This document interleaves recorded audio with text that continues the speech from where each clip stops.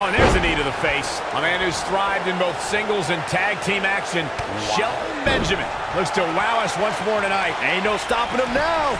All the budding tag teams out there hoping to one day make it to the big stage better be watching this match with a notepad in hand, because you can bet this is going to be a lesson in how it's done. An amateur wrestling standout with almost 2 decades of in-ring experience. It's going to be tough to stop Shelton Benjamin. And no matter what color his hair is that day, Shelton Benjamin truly is the gold standard.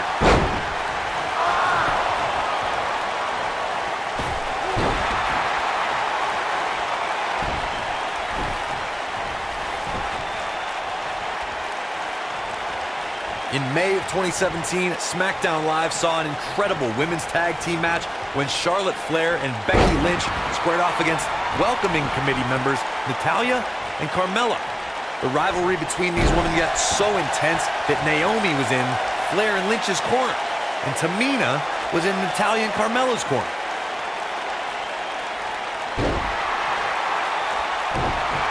I think only a group as treacherous as the welcoming committee could bring Becky Lynch and Charlotte Flair back together. Natalya's power set the tone for the match and gave her team an advantage. That was until Carmella's overconfidence let the Irish last kicker turn the tide and get back into the match. And then it was elementary from there for the Irish-born superstar. Naomi did an excellent job of making sure any quote-unquote committee nonsense cost her girls the match. Once Becky Lynch got Carmella locked in the disarmor, there was nothing for the Staten Island Princess to do but to tap out. And it didn't take long for that to happen.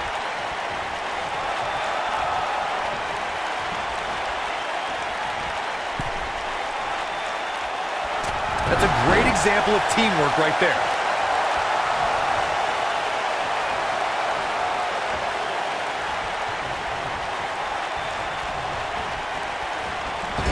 Bo Dallas showing us how to get it done. So painful.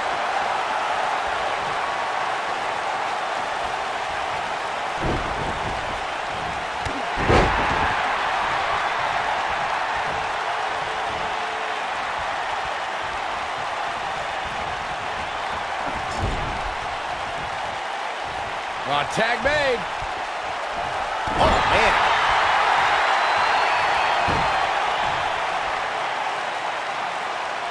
There have been times in sports entertainment when unlikely duos have formed, and over time they develop and bond and become an outstanding tag team combination.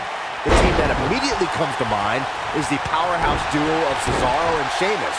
After their thrilling best-of-7 series, I wouldn't think they'd develop into a top tag team.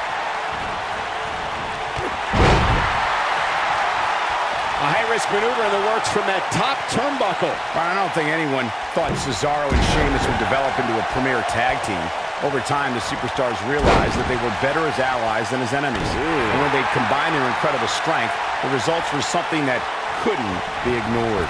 Gable's we're witnessing a level of punishment that can only be described as severe. I knew it was only a matter of time. Gable's looking to finish this. Perfectly executed. Can he finish the job? I think that slam caught us all off guard. During the rivalry between the Hardy Boys and Cesaro and Sheamus over the Raw Tag Team Championship, the teams became very familiar with one another. In June of 2017, the teams met in a 2 out of 3 falls bout on Monday Night Raw. The most important fall in a 2 out of 3 falls contest is the first fall.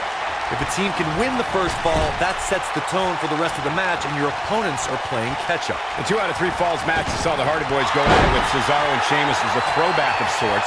Throughout the 1960s and 70s, championship title defenses and grudge matches were often decided in the 2 out of 3 falls format. Cesaro and Sheamus didn't waste any time and scored the decisive first fall after a brogue kick rocked Jeff Hardy. Cesaro and Sheamus wanted to continue their domination of Team Extreme, but the Hardys had other ideas as Matt tied things up at 1 fall apiece after a twist of fate on the Swiss Cyborg. After a swanton bomb by Jeff Hardy, the match broke down and the 3rd fall was ruled a double countout. What's going to happen here? Don't do this! Oh gosh! Sunset flip into a power bomb! He wants no part of the outside. His drop kick connects.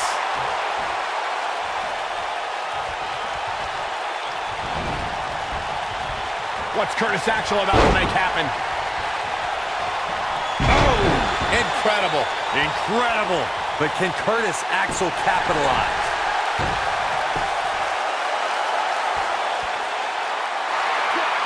And he escapes the submission. And good thing. That could have been disastrous.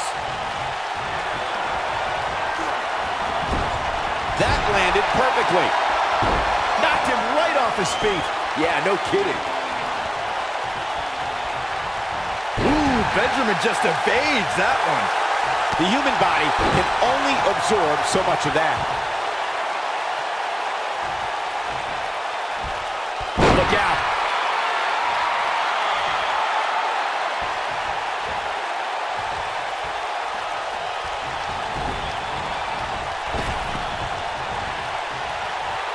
What incredible power.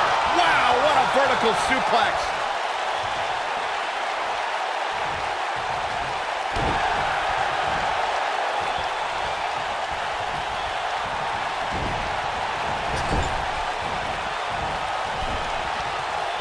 Oh, I think this man needs business.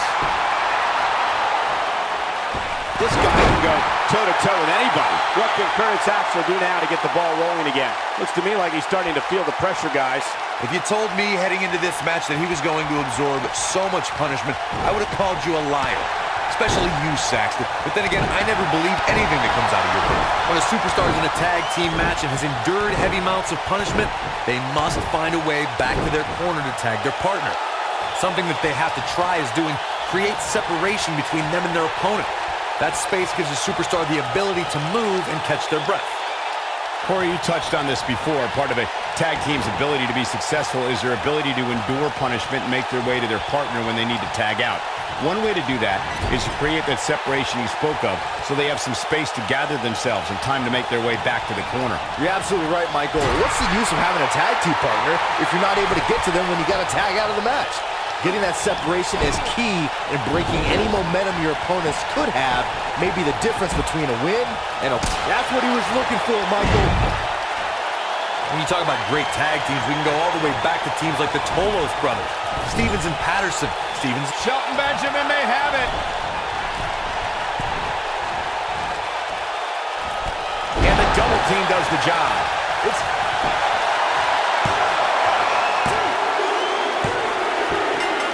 They did it. Wow, what a match.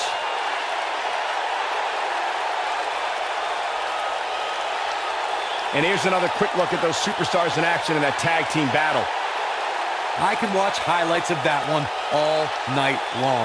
One of the great WWE matches I've ever